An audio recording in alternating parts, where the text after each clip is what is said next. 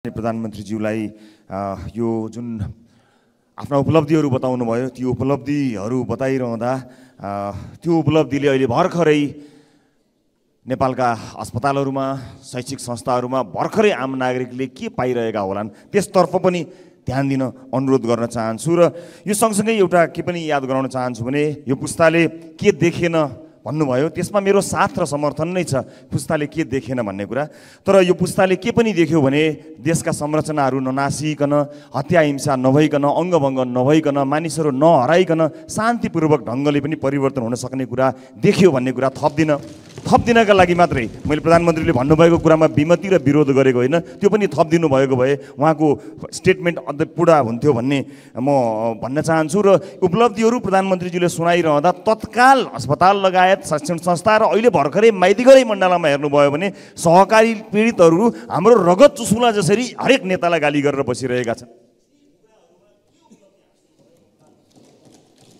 ललिता निवास प्रकरणमा साना माछाहरू ढोक्सामा पर्न लागेको सुनियो। ठुला 4 आना, 8 आना, 16 आना, 32 आनाका माछाहरू पनि ढोक्सामा पर्ने व्यवस्था सरकारले गरोस्। सानालाई भुरालाई जालमा हाल्ने, ठुलालाई नछोड्ने काम नगरोस्। त्यसै गरी जलहरी प्रकरणमा 2टा मुचुल्का तयार पारिएको देखियो। सुरुमा 196 केजी 822 ग्राम, परीक्षणमा 107 केजी र 13 जनाको नाउँ लेखेको सूचना प्राप्त भयो 16 अक्षरमा। तर केही ड्राइभरहरू, केही कार्यालय सहयोगीहरू, केही पियासोहरू, मन्त्री प्रधानमन्त्रीका र मन्त्रीका पिएहरू छुटेको समाचार आएको छ। कसको लेख्नुपर्ने हो? सञ्चार मन्त्रीले हो कि पर्यटन मन्त्रीले लेख्ने व्यवस्था मिलाइयो? सबैको नाउँ नछुटोस्, यसमा अनुरोध गर्न चाहन्छु। लेख्ने कति थिए, कति परे, कति परेनन्, त्यो जवाब सरकारले दियोस्। 16 अक्षरमा नाउँ लेख्ने परम्पराको विकास होस्। धन्यवाद। प्रधानमन्त्रीज्यूलाई प्रश्न गर्न चाहन्छु। सम्माननीय प्रधानमन्त्रीज्यूले मुलुकमा चाहिँ विकासको तुफानै आएको छ भन्ने कुरा राख्नुभयो। म सम्माननीय प्रधानमन्त्रीज्यूलाई यहाँको सरकारले हिजो बेलुकासम्म पुँजीगत खर्च कति छ एकचोटि हेर्नुहोस्। जम्मा 42% पुँजीगत खर्च भएको छ। हामी देशमा विकासको तुफानै आएको छ भन्ने कुरा कसरी पत्याउने, यसको म जवाफ चाहन्छु सभामुख महोदय। त्यस्तै गरेर अर्को कुरा, उहाँले अर्थतन्त्रका सबै सूचकहरू सुधार भएर आयो, निकै राम्रो भएर आयो भनेर भनिरहनु भएको छ। तर त्रिभुवन अन्तर्राष्ट्रिय विमानस्थलमा गएर हेर्नुहोस्, तपाईँको कार्यकालमा नेपाली युवाहरू दोब्बर सङ्ख्यामा नेपालमा रोजगारी नपाएर विदेशमा जान बाध्य भएका छन्। यस सन्दर्भमा तपाईँले के जवाफ दिनुहुन्छ सभामुख महोदय? अर्को, राष्ट्रिय योजना आयोगलाई निकममा बनाउनु भयो, बजेट निर्माणको प्रक्रियामा कहीँ सहभागी हुनु भएन, यसको औचित्य के हो? यसको पनि म जवाफ चाहन्छु सभामुख महोदय। सम्पत्ति शुद्धिकरण अनुसन्धान विभागलाई निकममा बनाइएको छ, कालो धन थुप्राएर बसेका व्यक्तिहरूका पक्षमा यो विभागले काम गर्ने स्थिति बनेको छैन। किन यसरी राख्ने काम गर्नुभयो? यसको पनि म जवाफ चाहन्छु। हस्, धन्यवाद। माननीय सदस्य श्री रघुजी पन्त। सभामुख महोदय मार्फत प्रधानमन्त्रीले केही प्रश्न सोध्न चाहन्छु, स्पष्ट गर्नुहोस् भन्ने चाहन्छु। 1, मुलुकको सर्वोच्च प्रशासनिक निकायको रूपमा रहेको प्रधानमन्त्री कार्यालय अझै कति व्यवस्थित छ, के तपाईँ त्योसँग सन्तुष्ट हुनुहुन्छ? 2, तपाईँले भारत भ्रमणको क्रममा इपिजी प्रतिवेदनलाई किन महत्त्व दिनु भएन? नेपाल सरकारको प्रधानमन्त्री रहेको तपाईँले इपिजी प्रतिवेदन कहिले बुझ्नुहुन्छ? 3, भारतको नयाँ संसद भवनमा लेखिएको मुराल नक्साबारे नेपालको प्रधानमन्त्रीको रूपमा तपाईँको भनाइ के हो? यस विषयमा तपाईँले भारतीय प्रधानमन्त्रीलाई के भनेर आफ्नो प्रतिक्रिया व्यक्त गर्नुभयो? 4, मुराल नक्साबारे नेपालको स्ट्यान्ड के हो? राष्ट्रपति, उपराष्ट्रपति र प्रधानमन्त्री कार्यालयमा रहेका अनावश्यक सल्लाहकारहरू हटाएर खर्च घटाउन प्रधानमन्त्रीले के कदम चाल्दै हुनुहुन्छ? सीमा समस्या समाधानको लागि तत्काल के पाइला चालिँदैछ? जानकारी दिइयोस्। धन्यवाद। माननीय सदस्य श्री प्रभु शाह। सम्मानीय सभामुख महोदय, वैदेशिक रोजगारमा ठगी कार्य बढ्दो छ, पीडितहरू न्याय पाउन सकिरहेको छैन। सम्मानीय प्रधानमन्त्रीले पीडितलाई क्षतिपूर्तिको कुरा गर्नु हो। हामी जान्न चाहन्छौँ दोषीलाई के कति कारबाही भएको छ? भन्सार र राजस्वको सरकारी रकम कथित पुरस्कारको नाउँमा 40-45% पैसा व्यक्तिको खातामा गइरहेको छ। यसलाई रोक्न सरकारको योजना के छ जान्न चाहन्छौँ। जनयुद्धका मृतकलाई शहीद घोषणा गर्दा सरकारले छानी नाम घोषणा गरेको देखियो, थुप्रै नाम छुटेको छ। यसलाई समेट्न सरकारको योजना के छ जान्न चाहन्छौँ।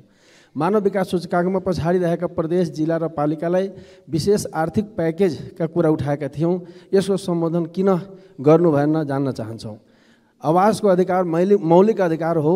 75,000मा सुरक्षित आवास निर्माण सम्भव छ। यदि छैन भने मौलिक अधिकारको रक्षाको लागि सरकारले कसरी अगाडि बढिरहेको छ जान्न चाहन्छु। धन्यवाद। प्रधानमन्त्रीजीसँग प्रश्न राख्न चाहन्छु। राष्ट्रिय प्रतिरक्षा विश्वविद्यालयको लागि कति बजेट विनियोजन गरिएको छ? खोपो विश्वविद्यालयको विधेयक अर्थ मन्त्रालयमै किन अड्किरहेको होला? प्रधानमन्त्रीजीले यो विधेयकबारे सदनमा 3 पटक बोल्नुभयो। विधेयक पारित नभएसम्म जनतालाई पत्याउन गाह्रो भएको गुनासो छ। नेपाली भूमि कालापानीबाट भारतीय सेना हटाउने र लिम्पियाधुरामा जनगणना गर्ने विषय किन काम भएन? नागरिकता खुलेको देश सिक्किम जस्तै बग्ने त होइन? पूर्व कार्यवाहक महालेखा परीक्षक सुखदेव भट्टराईका अनुसार एनसेलको पुँजीगत लाभ कर छलीमा 3 प्रधानमन्त्री र 3 अर्थमन्त्री संलग्न भएको भए कारबाही किन भएन? परराष्ट्र मन्त्रालयको काम नेपाली युवालाई दिनको 6-7 हजार राहदानी दिने हो कि कामै दिने हो? धन्यवाद। मान्य सदस्य डाक्टर अमरेश कुमार सिंह। सम्मानीय सभामुख महोदय, रणनीतिक सडकमा 165 निर्वाचन क्षेत्रमा 164 मा 1 करोड मात्र विनियोजन गरेका छ। तर एउटै सडकमा सुर्खेत क्षेत्र नम्बर 1 मा किन 10 करोड विनियोजन गर्छ? त्यसको कारण प्रधानमन्त्रीसँग जान्न चाहन्छु कि त्यो विशेष क्षेत्र हो? 165 क्षेत्रमध्ये त्यो के विशेष आरक्षित क्षेत्र हो? दोस्रो कुरा, सार्वजनिक जनताको करको ट्याक्सबाट सङ्घीय संसदमा पेश गर्ने व्यवस्था मिलाइनेछ। यसबाट विनियोजन विधेयकका सिद्धान्त र प्राथमिकता उप पर्याप्त छलफल गरी मान्य सदस्यहरूबाट प्राप्त मार्गदर्शन र सुझावका आधारमा यथार्थपरक बजेट तर्जुमा गर्न सघाउ पुग्ने विश्वास लिएको छ भन्ने विषय प्रस्तुत गरेको छु। बजेट निर्माणमा सांसदको कुनै पनि भूमिका नभएको आजसम्मको बजेट निर्माण गर्ने प्रणालीलाई परिवर्तन गर्दै आगामी वर्षदेखि बजेट निर्माण गर्ने कार्यमा प्रतिनिधि सभाका प्रत्यक्ष निर्वाचित सांसदको संयोजकत्वमा सम्बन्धित क्षेत्रका अन्य सांसदहरू समानुपातिक समेत राष्ट्रिय सभाका पनि सांसदहरू समेतको सल्लाह अनुसार बजेट निर्माण गर्ने परिपाटी सुरु गर्ने सम्बन्धमा सम्मानित सदनमा प्रतिबद्धता व्यक्त गर्दछु र यसमा सबैको सहयोगको निम्ति म हार्दिक अपिल र अनुरोध पनि गर्न चाहन्छु। यसले हाम्रो असफल भइसकेको विकास प्रक्रियालाई, नीति कार्यक्रम र बजेट निर्माण प्रक्रियालाई सुधार गर्नेछ र त्यसले देशलाई नयाँ गति दिनेछ भन्ने म विश्वास पनि व्यक्त गर्न चाहन्छु। संविधानमा व्यवस्था भएका मौलिक हकको संरक्षण र कार्यान्वयन गर्नु राज्यको प्रमुख दायित्व हो। नागरिकले प्रत्यक्ष महसुस गर्ने गरी संविधानमा उल्लेखित मौलिक हकको कार्यान्वयन गर्न सरकार सदैव अग्रसर छ। यसका लागि आवश्यक कानुनहरूको तर्जुमा गरिनुको साथै सरकारको आवधिक योजना तथा वार्षिक कार्यक्रम मार्फत कार्यान्वयनमा जोड दिएको बेहोरा यस सम्मानित सदनमा जानकारी गराउन चाहन्छु। संविधानतः नेपालको राष्ट्रिय एकताको प्रतीकका रूपमा सम्मानित राष्ट्रपति संविधानको पालक र संरक्षक मानिएको छ। सम्मानित राष्ट्रपति संस्थाले नेपालको संविधान, सङ्घीय कानुन एवं नेपाल सरकार मन्त्री परिषदको सिफारिस समेतका आधारमा नेपाली जनताको सर्वोत्तम हित र कल्याणका लागि संविधान र सङ्घीय कानुन बमोजिम कार्य सम्पादन गर्दछ। राष्ट्रपतिले आफ्नो पदीय काममा सहयोग पुर्याउन राष्ट्रपति र उपराष्ट्रपतिको पारिश्रमिक तथा सुविधा सम्बन्धी ऐन 2074 मा बढीमा 7 जना विज्ञ नियुक्त गर्न सक्ने कानुनी व्यवस्था भए पनि 5 जना विज्ञ मात्र नियुक्त भई कार्यरत हुनुहुन्छ। म यो जानकारी गराउन चाहन्छु। प्रधानमन्त्री तथा मन्त्री परिषदको कार्यालयको सुधारको सम्बन्धमा मान्य सदस्यहरूले दिनुभएको सुझाव सान्दर्भिक र महत्त्वपूर्ण रहेका छन्। नेपाल सरकार कार्यविभाजन नियमावली अनुसार यस कार्यालयले मुख्यतः नेपालको शासन व्यवस्थाको सामान्य निर्देशन, नियन्त्रण र सञ्चालन तथा सङ्घ, प्रदेश र स्थानीय तहको समन्वय र सहजीकरण गर्ने, सरकारी निकायका काम कारबाहीको समन्वय, अनुगमन र सहजीकरण, सुशासन, प्रवर्धन एवं प्रशासनिक सुधार जस्ता महत्त्वपूर्ण जिम्मेवारी वहन गर्दै आएको छ। नेपालको संविधान बमोजिम प्रधानमन्त्री र मन्त्री सामूहिक रूपमा सङ्घीय संसदप्रति उत्तरदायी हुने र आफ्नो मन्त्रालयको कामका लागि व्यक्तिगत रूपमा प्रधानमन्त्री र संसदप्रति उत्तरदायी रहने व्यवस्था रहेको छ। प्रत्येक विभागीय मन्त्री र आफ्नो मन्त्रालयको कार्यप्रति प्रधानमन्त्रीप्रति समेत उत्तरदायी रहेर कार्य सम्पादन गरिरहेको जानकारी पनि म गराउन चाहन्छु। मन्त्रालयका काम कारबाही प्रधानमन्त्रीसँगको समन्वयमा नै सम्पादन भइरहेका छन्। सबै मन्त्रालय तथा निकायहरूलाई उपलब्ध स्रोत साधनको सीमाभित्र रही सन्तुलित विभाजनको प्रबन्ध गरिएको छ। प्रधानमन्त्री तथा मन्त्री परिषदको कार्यालयको भूमिका र कार्यक्षेत्रलाई थप प्रभावकारी बनाउन रणनीतिक योजना तयार गरी सङ्गठन तथा व्यवस्थापन सर्वेक्षणको कार्य अन्तिम चरणमा पुगेको जानकारी गराउन चाहन्छु। रणनीतिक योजना र सङ्गठन तथा व्यवस्थापन सर्वेक्षण प्रतिवेदनका आधारमा प्रधानमन्त्री तथा मन्त्री परिषदको कार्यालयको पुनर्संरचना गरिनेछ। राष्ट्रिय अनुसन्धान विभाग, सम्पत्ति शुद्धिकरण अनुसन्धान विभाग, राजस्व अनुसन्धान विभाग लगायतका निकायहरूको कार्य सम्पादन प्रभावकारिताका सम्बन्धमा मान्य सदस्यहरूले देखाउनु भएको चासोप्रति म सकारात्मक छु र आफ्नो तर्फबाट त्यसमा सुधारको निम्ति पहल गर्ने विश्वास पनि दिलाउन चाहन्छु। योग्यता, क्षमता र निकायगत कार्य प्रकृतिको आधारमा प्रधानमन्त्री तथा मन्त्री परिषदको कार्यालयका साथै मन्त्रालय निकायमा सचिव लगायत सबै कर्मचारीहरूको पदस्थापन तथा सरुवा गर्ने व्यवस्था मिलाइएको छ।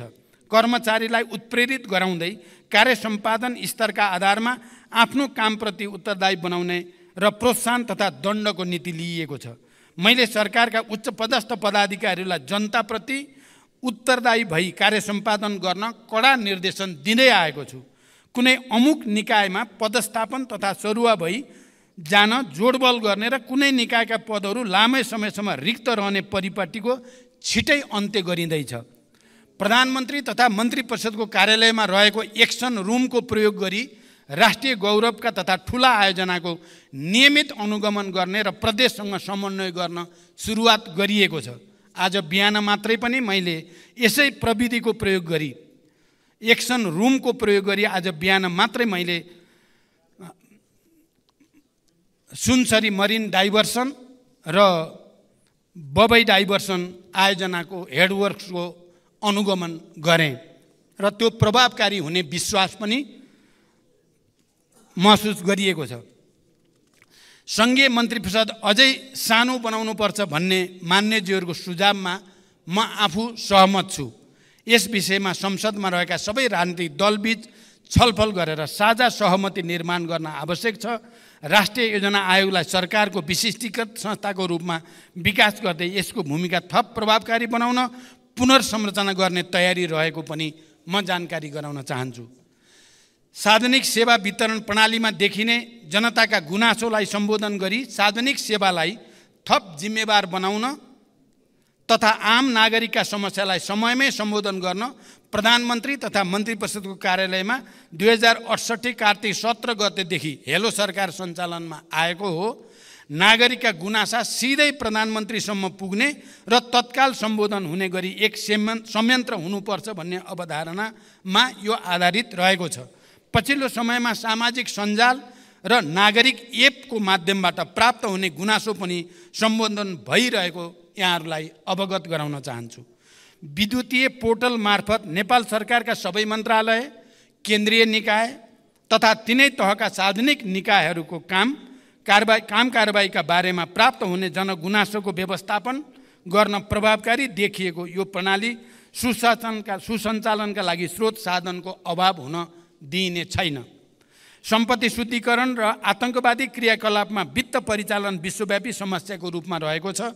विश्वव्यापी सम्पत्ति शुद्धिकरण र आतङ्कवादका बीच वित्त परिचालनबारे निगरानी गर्ने संस्था फाइनेन्सियल एक्सन टास्क फोर्सले तय गरेका 40वटा परिसूचकका आधारमा रहेर एसिया पेसिफिक ग्रुपसँगको सहकार्यमा नेपालको पारस्परिक मूल्याङ्कनको कार्य भइरहेको छ। यस संस्थाको निकट भविष्यमा नै हुने बैठकमा सम्पत्ति शुद्धिकरण निवारण र आतङ्कवादी क्रियाकलापमा वित्त परिचालनका सम्बन्धमा नेपालले गरेका कार्यहरूको प्रगतिबारे प्रस्तुत गरी अन्तर्राष्ट्रिय समुदायलाई आश्वस्त गराइँदैछ। नेपाल भारत बीचको सीमा समस्या सम्बन्धमा मेरो हालै सम्पन्न भारत भ्रमणका क्रममा गम्भीर छलफल भएको छ र भारतीय प्रधानमन्त्री श्री नरेन्द्र मोदीजीबाट प्रतिबद्धता व्यक्त गर्नुभएको विषय मैले यस सम्मानित सदन समक्ष जानकारी पहिले नै गराइ नै सकेको छु। स्वच्छ र निष्पक्ष रूपमा निर्वाचन गराउनु निर्वाचन आयोग र सरकारको कर्तव्य हो।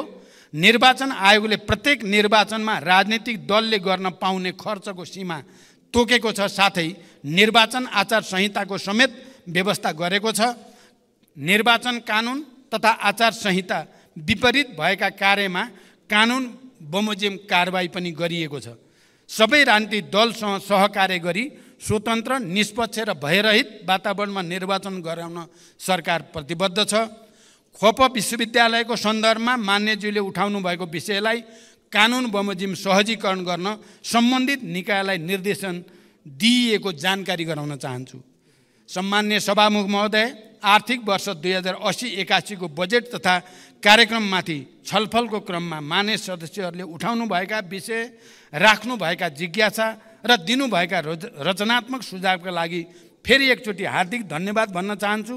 यस सम्मानित सदनमा उठेका विषय र प्राप्त सुझावहरूलाई सरकारको कार्य सम्पादन र नीति निर्माणमा यथोचित सम्बोधन गरिने प्रतिबद्धता पनि व्यक्त गर्न चाहन्छु। आगामी दिनमा पनि मान्य सदस्यहरूबाट रचनात्मक सुझाव, मार्गदर्शन प्राप्त हुने विश्वास व्यक्त गर्दै मैले आफ्नो प्रस्तुति टुङ्ग्याउँछु। धन्यवाद। अभिवादन।